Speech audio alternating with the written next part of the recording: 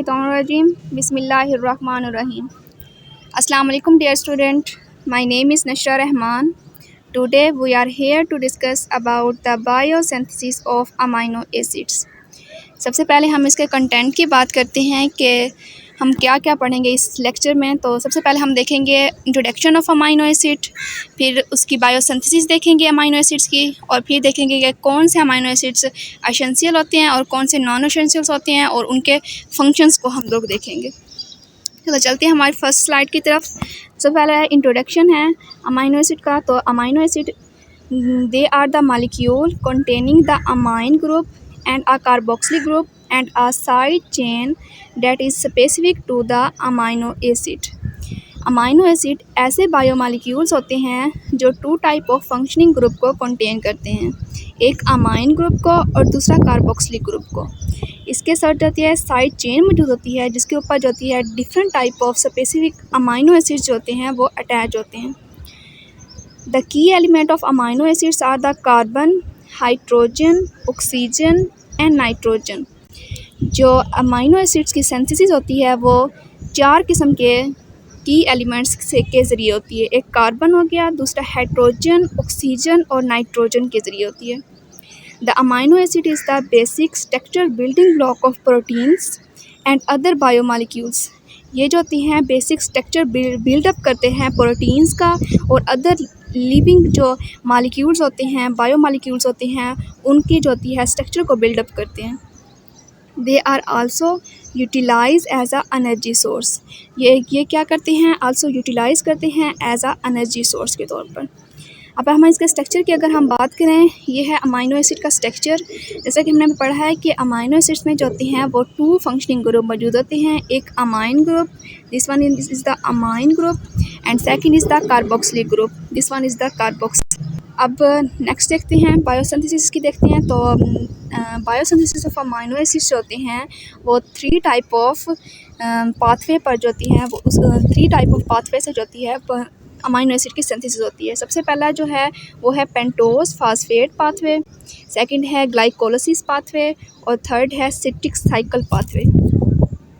इसके बाद अब हम अगर इसकी लोकेशन की बात करें तो जो ये पेंटोज फास्फेट पाथवे और ग्लाइकोलिसिस पाथवे जो है ये प्लांट के जो होते हैं साइटोसोल में जो होता है ये टेक प्लेस होता है। प्लास्टिड ऑफ ग्रीन और नॉन ग्रीन सेल्स के अंदर जो होती हैं ये प्रेजेंट्स होती हैं, और जो सिट्रिक साइकिल है ये मैट्रिक्स ऑफ माइटोकॉन्ड्रिया में जो होते हैं ये टेक प्लेस होते हैं।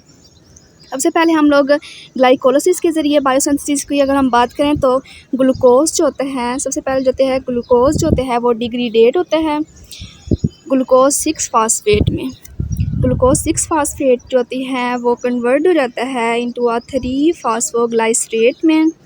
फर्दर मोर ये कन्वर्ट हो जाता है फास्फोइनोल पायरावेट में, और फिर ये पायरावेट में कन्वर्ट हो जाता है।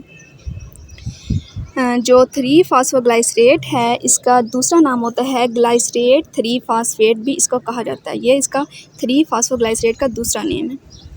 अब इसको देखते हैं कि जो 3 फास्फोग्लाइसरेट है ये सिंथेसिस करता है सीरीन की। सीरीन जो होता है ये एक अमाइनो एसिड होता है। इसके बारे में हम फर्दर नेक्स्ट स्लाइड में पढ़ेंगे कि सीरीन जो होते हैं वो नॉन एसेंशियल होता है या एसेंशियल होता है, इसका फंक्शन क्या होता है। इसके बाद जो होती है 3 फास्फोग्लाइसरेट जो होता है ये सिंथेसिस करता है अरिथ्रोज 4 फास्फेट की। फर्दर मोर जो होता है ये सिंथेसिस करता है फिनाइल एलानिन की, टायरोसिन की और ट्रिप्टोफेन की। ये भी 3 जो होते हैं ये अमाइनो एसिड होते हैं, ठीक है। अब जो पायरावेट जो होते हैं, पायरावेट की बात करें तो पायरावेट जो होते हैं ये 3 कार्बन पर मुश्तमिल होते हैं, और ये जो होते हैं पायरावेट जो होते हैं ये सिंथेसिस करते हैं एलानिन पर अमाइनो एसिड की, वैलिन अमाइनो एसिड की, आइसोल्यूसिन की और ल्यूसिन की, ये सिंथेसिस करते हैं। ये हो गया ग्लाइकोलिसिस का पाथवे हो गया जिसके ज़रिए जाती है अमाइनो एसिड की सिंथेसिस होती है। अब हम दूसरा पाथवे देखते हैं वो है pentose phosphate pathway. Pentose phosphate pathway के जो होते हैं वो 2 इंटरमीडिएट्स होते हैं जिसके ज़रिए जो होते हैं वो अमाइनो एसिड की सिंथेसिस होती है। सबसे पहला जो होता है इंटरमीडिएट होता जाएगा राइबोज 5 फास्फेट होता है। राइबोज 5 फास्फेट जो होते हैं वो सिंथेसिस करता है हिस्टिडीन अमाइनो एसिड की। दूसरा जो होता है इसका इंटरमीडिएट होता है वो एरिथ्रोज 4 फास्फेट होता है जो सिंथेसिस करता है फिनाइल एलानिन की, टायरोसिन की और ट्रिप्टोफेन की। अब देखते हैं कि जो पायरावेट्स होते हैं ये स्टार्ट करता है सिट्रिक साइकिल को। हमारा थर्ड साइकिल कौन सा है? Citric cycle. तो जो सिट्रिक साइकिल है इसके दो इंटरमीडिएट्स होते हैं, एक होता है अल्फ़ा कीटोग्लूट्रेट और दूसरा हो जाएगा ऑक्सैलो एसीटेट। सबसे पहले होता है intermediate of citric cycle alpha ketoglutarate जो होता है ये सिंथेसिस करता है ग्लूटामेट अमाइनो एसिड की। फर्दर मोर जो होती है सिंथेसिस होती है ग्लूटामाइन की, प्रोलीन की और आर्जिनिन की। ये अमाइनो एसिड की जो होती है ये सिंथेसिस होती है इन अमाइनो एसिड्स की। इसके बाद जो होता है सेकंड जो इंटरमीडिएट ऑफ सिट्रिक साइकिल है ऑक्सैलो एसीटेट, ये जो होता है सिंथेसिस करता है एस्पार्टेट अमाइनो एसिड की। और फर्दर मोर इसकी जो सिंथेसिस होती है वो हो जाएगी आर्जिनिन की, मेथियोनिन की, थीरोसिन की और लाइसिन की। इसके बाद जो होते हैं हम लोग देखते हैं कि कौन से अमाइनो एसिड्स जो होते हैं वो एसेंशियल होते हैं और कौन से अमाइनो एसिड नॉन एसेंशियल होते हैं। टोटल जो होते हैं वो हमारे पास जो अमाइनो एसिड्स होते हैं वो 20 अमाइनो एसिड्स मौजूद होती हैं। इनमें से जो होती हैं 10 अमाइनो एसिड्स जो होते हैं वो एसेंशियल होते हैं और 10 जो होते हैं वो नॉन एसेंशियल होते हैं। ये 10 जो अमाइनो एसिड्स हैं ये एसेंशियल होते हैं और ये 10 जो होते हैं ये नॉन एसेंशियल अमाइनो एसिड्स होते हैं। अब देखेंगे कि आर्जिनिन हो जाएगा, ये एसेंशियल अमाइनो एसिड्स आते हैं। इसका अगर हम फंक्शन देखें तो ये रोल प्ले करता है इन द सेल डिवीजन में, वाउंड हीलिंग में और रिमूव करता है अमोनिया को फ्रॉम द बॉडी। और ये जो होते हैं समटाइम्स होते हैं रिलीज़ करते हैं डिफरेंट टाइप ऑफ हार्मोन्स को जो होती है वो रिलीज़ करते हैं। अगर इसकी हम अपीयरेंस की बात करें तो इसकी अपीयरेंस जो होती है वो वाइट क्रिस्टलाइन होती है, वाइट क्रिस्टल होते हैं और ये जो होती है ऑर्डर लेस होती है। इसकी बॉइलिंग पॉइंट की बात करें तो 368 जो होती है इसकी बॉइलिंग पॉइंट होती है और मेल्टिंग पॉइंट जो होता है वो 260 इसका मेल्टिंग पॉइंट होता है। जो आर्जिनिन है ये प्रीकर्सर होता है for the synthesis of nitric oxides. और ये जो होते हैं अगर इसका इम्पोर्टेंट रोल देखें तो ये सबसे इम्पोर्टेंट रोल जो होता है ये रेगुलेशन करता है ब्लड प्रेशर वगैरह को, ये रेगुलेट करता है। दूसरा एसेंशियल अमाइनो एसिड की बात करें तो हिस्टिडीन जो होते हैं दूसरा एसेंशियल अमाइनो एसिड होता है। इसका अगर हम फंक्शन देखें तो ये रिक्वायर होता है for the synthesis of protein की और ये जो होते हैं प्ले रोल करता है in the active site of enzyme और सच एज सीरीन जैसे वो एक्टिव साइट पर जो होते हैं ये अटैच होता है। इस तरह से ये जो होता है कैटालिटिक रिएक्शन वगैरह में जो होते हैं इन्वॉल्व होते हैं।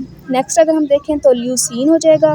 ल्यूसीन जो होते हैं ये ऐसा अमाइनो एसिड होते हैं जो ब्रांच चेन्ड अमाइनो एसिड होता है। इसका फिजियोलॉजिकल फंक्शन देखें तो ये जो होती है प्लांट्स की ग्रोथ में इन्वॉल्व होते हैं और प्रोटीन मेटाबॉलिज्म के तौर पर भी एक्ट करते हैं, फैटी एसिड की मेटाबॉलिज्म में भी रोल अदा करते हैं और ये जो होते हैं ग्लूकोज की ट्रांसपोर्टेशन में भी अपना अहम किरदार अदा करते हैं। इसके बाद जो होते हैं वो आ जाएगी ल्यूसीन आ जाएगा। ल्यूसीन जो होते हैं ये एसेंशियल अमाइनो एसिड्स होते हैं और इसका जो होता है कार्बन स्केलेटन जो होता है वो यूज़ होता है to generate the ATP. ATP की जो होती है वो उसकी एटीपी को जो होते हैं वो जनरेट करने में जो होते हैं ये हेल्प आउट करते हैं और ये जो होते हैं रेगुलेट करते हैं सेलुलर प्रोसेस। प्लांट्स के अंदर जो होता है सेलुलर प्रोसेस जो होते हैं उसको जो होता है ये आल्सो रेगुलेट करते हैं। लाइसिन की अगर हम बात करें तो लाइसिन जो होता है ये appear to be help the body absorb calcium. तो प्लांट्स में जो होते हैं ये क्या करते हैं कैल्शियम को अब्जॉर्ब करने में मदद देते हैं और ये जो होते हैं डाइट्स में हमारी जो होती है डाइट्स में भी ना इन्वॉल्व होते हैं ये। अब इसके बाद जो होता है वो हम लोग मेथियोनिन की अगर हम बात करें थर्ड नेक्स्ट है मेथियोनिन। ये जो होते हैं प्रोटीन की सिंथेसिस में इन्वॉल्व होते हैं और ये प्रोड्यूस करते हैं मैनी मॉलिक्यूल्स इन बॉडी में जो होती है एंटीऑक्सीडेंट के तौर पर जो होती है ये एक्ट करते हैं।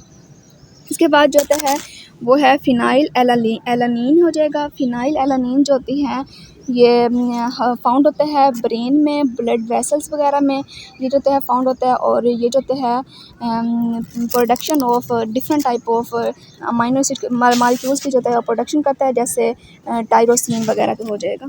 फिर हो जाएगा थीरोनिन हो जाएगा और इसके बाद फर्दर बाद हो जाएगा ट्रिप्टोफेन हो जाएगा। ट्रिप्टोफेन जो होते हैं वो रेजिड्यू होते हैं to exhibited as distinct absorption band at maximum absorption length जो होती है इसकी वो 335 नैनोमीटर्स होती है, जो रिस्पॉन्स करता है फॉर कलर चेंज। ये जो है हमारे इसको कलर चेंज कर देते हैं, डिफरेंट मतलब डिफरेंट कलर होगा तो उसको येलो कलर में जो है वो चेंज कर देता है। और ये जो है नीड होता है for the energy metabolism and DNA की प्रोडक्शन में इन्वॉल्व होते हैं। इसके बाद जो होते हैं हम लोग नॉन एसेंशियल अमीनो एसिड की बात करें तो सबसे पहले जो होता है वो एलानीन हो जाएगा। एलानीन जो होता है वो यूज़ होता है for the break down of tryptophan and vitamin B6। Vitamin B6 की और ट्रिप्टोफेन की जो होती है वो ब्रेक डाउन में इन्वॉल्व होता है, और ये जो होता है मेजर सोर्स होता है फॉर द एनर्जी। इसके बाद जो होते हैं एस्पेराजीन की बात करें तो ये जो होता है वाइट क्रिस्टल की शक्ल में जो होते हैं अमीनो एसिड मौजूद होते हैं, और जो होता है इसकी डेंसिटी जो होती है वो 1.543 होती है इसकी डेंसिटी। और इसके बाद जो होते हैं एस्पार्टेट की अगर हम बात करें, नेक्स्ट है एस्पार्टेट। और इसकी बात करें तो एस्पार्टेट जो होते हैं ये हार्मोन की प्रोडक्शन में इन्वॉल्व होते हैं और नॉर्मल करते हैं, नर्वस सिस्टम वगैरह के फंक्शन वगैरह में इन्वॉल्व होते हैं। इसके बाद जो होते हैं सिस्टीन हो जाएगी। Next non essential amino acid है वो है सिस्टीन है, जो मेक करता है डिफरेंट मेटाबॉलिक फंक्शंस वगैरह को, और ये जो होते हैं फाउंड होते हैं बीटा कैरोटीन में जो होता है ये मौजूद होता है।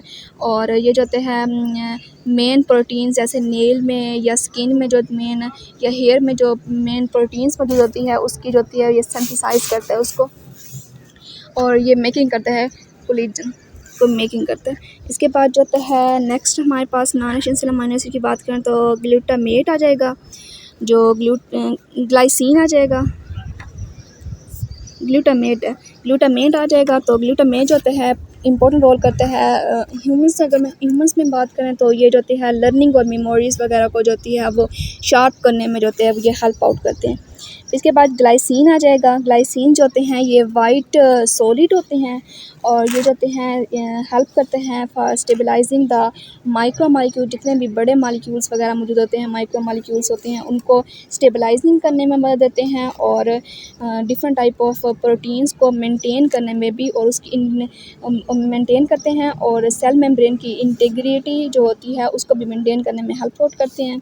और हाई लेवल ऑफ जीबी जो होती है इसके अंदर प्रेजेंट होती हैं, जो प्रोटीन्स डिफरेंट प्रोटीन स्ट्रक्चर को होती है और फोल्डिंग जो प्रोटीन्स होती हैं उसको स्टेबलाइज करने में हेल्प आउट करती हैं अंडर द स्ट्रेस कंडीशन। फिर जो होते हैं प्रोलीन की अगर हम बात करें तो प्रोलीन जो होते हैं ये प्रोटेक्ट करते हैं प्लांट्स को फ्राम वायरसली स्ट्रेस जो होती है, जैसे हीट स्ट्रेस हो जाएगी या डिफरेंट टाइप ऑफ स्ट्रेसेस मौजूद होती हैं, उनको जो होती है उनसे जो होती है प्लांट को प्रोटेक्ट करती हैं और हेल्प करती है टू रिकवर फ्राम स्ट्रेसेस के डिफरेंट स्ट्रेसेस से जो होते हैं प्लांट को रिकवर होने में भी प्रोलीन का अहम किरदार अदा करता है। इसके बाद जो होते हैं सीरीन की बात करें तो सीरीन जो होते हैं ये ऑफ वाइट क्रिस्टलाइन होते हैं, क्रिस्टलाइन पाउडर होते हैं, और ये जो होते हैं फैंट मस्टी इसके जो होते हैं वो अरोमा होता है। इसके बाद जो होता है टायरोसिन हो जाएगा। टायरोसिन जो होते हैं ये भी non essential amino acids. Thank you so much. ये था आज का हमारा टॉपिक। किसी भी कन्फ्यूजन की सूरत में आप अपना सवाल कमेंट बॉक्स पे राइट कर सकते हैं, इंशाल्लाह आपको रिस्पांस मिलेगा।